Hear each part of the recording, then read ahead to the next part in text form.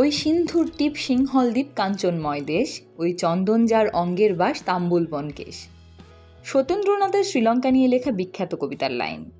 এ থেকেই শ্রীলঙ্কার প্রাকৃতিক সৌন্দর্যের আন্দাজ করা যায়।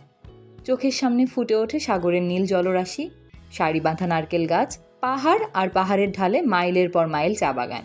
এরকমই সেন্ট্রাল হাইল্যান্ডের হ্যাকটনের ডানকেল এস্টেট। বাইরে থেকে দেখতে একদম রূপকথার মতো সুন্দর, কিন্তু এর ভেতরে এর শ্রমিকদের কি অবস্থা? তাদের জীবনও কি এতটাই রূপকথার মতো সুন্দর? না, এখানকার শ্রমিকদের জীবন ঠিক ততটাই কঠিন।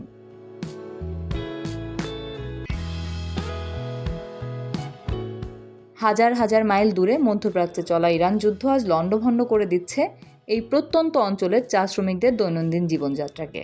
যে মানুষগুলো এমনিতেই সমাজের একদম প্রান্তিক পর্যায়ে কোনো মতে বেঁচে আছেন, যুদ্ধের চাঁতাকলে পড়ে তাদের পিঠ এখন দেয়ালে ঠেকে গেছে।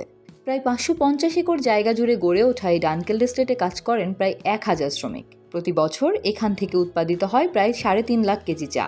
এই বাগানেই কাজ করেন 38 বছর বয়সী জেসিন্তা মালার এবং তার 45 বছর বয়সী স্বামী সত্য সিলন।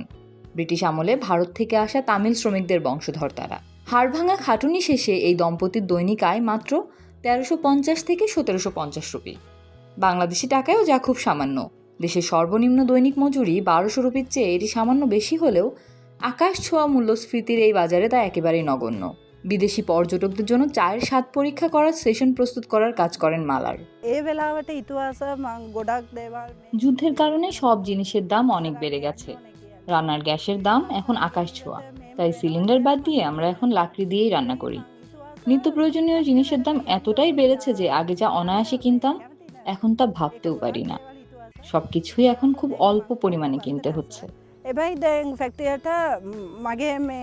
গত ফেব্রুয়ারির শেষ থেকে শ্রীলঙ্কায় জ্বালানি তেলের দাম বেড়েছে 30%-এরও বেশি, আর রান্নার গ্যাসের দাম লাফিয়ে বেড়েছে প্রায় 20 থেকে 23%।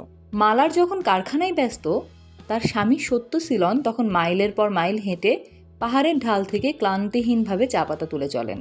এটি যেমন কায়িক শ্রমের কাজ, তেমনি এটিই টিকিয়ে রেখেছে শ্রীলঙ্কার অন্যতম প্রধান রপ্তানি খাতকে। তবে এই তীব্র কষ্টের মধ্যেও সত্য সিলনকে যা বাঁচিয়ে রাখে তা হলো একটি সুন্দর ভবিষ্যতের স্বপ্ন।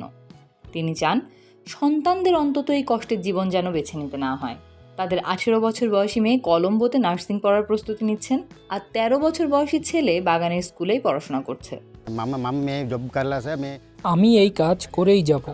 আমি এই বাগানে জান প্রাণ দিয়ে খেটেছি শুধু আমার সন্তানদের একটি ভালো ভবিষ্যতের জন্য। আমি তাদের শিক্ষিত করতে চাই, সমাজে একটি ভালো অবস্থানে দেখতে চাই। এটাই আমার একমাত্র স্বপ্ন।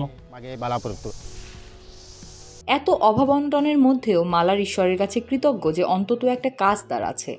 যদিও শৈশবে এমন জীবনের কথা তিনি কখনো ভাবেননি। পুরনো স্মৃতি হাতড়ে মালার জানান, শুরুতে বাগানে কাজ করার একদম ইচ্ছে ছিল না, কিন্তু এখন কারখানায় একটা চাকরি আছে, এটাই তার জন্য অনেক।